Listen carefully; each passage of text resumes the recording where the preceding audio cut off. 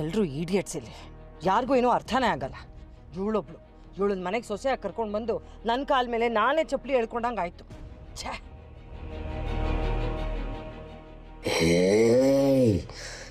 ಏನು ಮಾಡ್ತಿದ್ಯಾ ಸಂಯುಕ್ತ? ದೇವಸ್ಥಾನಕ್ಕೆ ಬಂದಿದ್ದೀನಿ. ದೇವಸ್ಥಾನಕ್ಕೆ ಬಂದಾಗ ಏನು ಮಾಡ್ತೀನಿ ಅಂತ ನಿನಗೆ ಗೊತ್ತಿಲ್ವಾ? ಆ ನಿಶಿನೂ ಅಷ್ಟೇ, ನಿನ್ನ ಥರನೇ ಇಡಿಯಟ್ಟು. ಏನು ಹೇಳಿದ್ರು ಅವಳಿಗೆ ಅರ್ಥನೇ ಆಗಲ್ಲ. ನೀನು ಯಾರಿಗೆ ಅರ್ಥ ಮಾಡಿಸ್ತೀಯೋ ಬಿಡ್ತೀಯೋ ನನಗೆ ಗೊತ್ತಿಲ್ಲ. ಆದ್ರೆ ಈಗ ನೀನು ನಿಜವಾಗ್ಲೂ ಅದನ್ನು ತೆಗಿತೀಯ? ನಿಜ ಹೇಳು. ಯಾಕೆ ನಾನು ತೆಗಿತೀನೋ ಇಲ್ವೋ ಅಂತ ನಿನಗೆ ಗೊತ್ತಿಲ್ವಾ? ಸಂಯುಕ್ತ, ಮತ್ತೆ ಕೇಳ್ತಾ ಇದ್ದೀನಿ, ನಿಜ ಹೇಳೋ. ನಿನಗೆ ಹೇಳೋಕೆ ಕೇಳೋಕೆ ಏನೂ ಉಳಿದಿಲ್ಲ. ನನ್ನನ್ನು ಕೇಳೋ ಅಧಿಕಾರ ನಿನಗಿಲ್ಲ. ಆ ಅಧಿಕಾರನ ನೀನು ಯಾವತ್ತೋ ಕಳ್ಕೊಂಡ್ಬಿಟ್ಟಿದ್ಯಾ.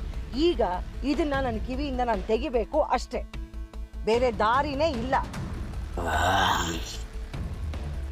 ಹೋದ್ ಸಾರಿ ಕೂಡ ಇದನ್ನೇ ಮಾಡಿದ್ದೆ.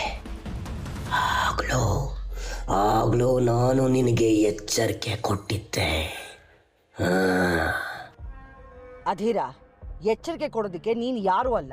ನಾನೇನು ಹೇಳ್ತೀನೋ ಅದನ್ನು ಕೇಳ್ಕೊಂಡು ಬಿದ್ದಿರೋ ಗುಲಾಮ ನೀನು. ನಿನ್ನ ಸ್ಥಾನ ಏನು ಅಂತ ಅರ್ಥ ಮಾಡಿಕೊಂಡು ಆಮೇಲೆ ನನ್ನ ಹತ್ರ ಮಾತಾಡು. ಈಗ ನನ್ನ ದೃಷ್ಟಿಲಿ ನೀನೊಬ್ಬ ಇರುವೆ ಅಷ್ಟೇ. ಸಣ್ಣ ಇರುವೆ ಕೂಡ ಆನೇನೆ ಬಗ್ಗಿಸ್ಬೋದು ಅನ್ನೋದನ್ನ ಮರಿಬೇಡ. ಈ ಥರ ಬಿಲ್ಡಪ್ಗೆಲ್ಲ ನೀನು ಏನೂ ಕಡಿಮೆ ಇಲ್ಲ. ನೋಡು, ನಾನು ಆಲ್ರೆಡಿ ತುಂಬ ಇರಿಟೇಟ್ ಆಗಿದ್ದೀನಿ. ದಯವಿಟ್ಟು ನನಗೆ ಕೋಪ ಬರೆಸಿ ಇನ್ನೂ ನನ್ನನ್ನು ಇರಿಟೇಟ್ ಮಾಡಬೇಡ.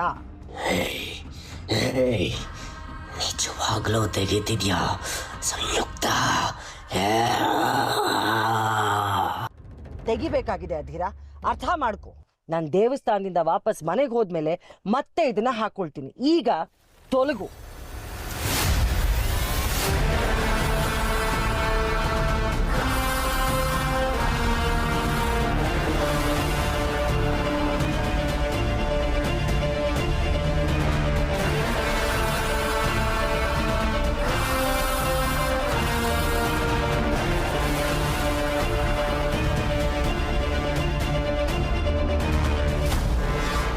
ಅತ್ತೆ,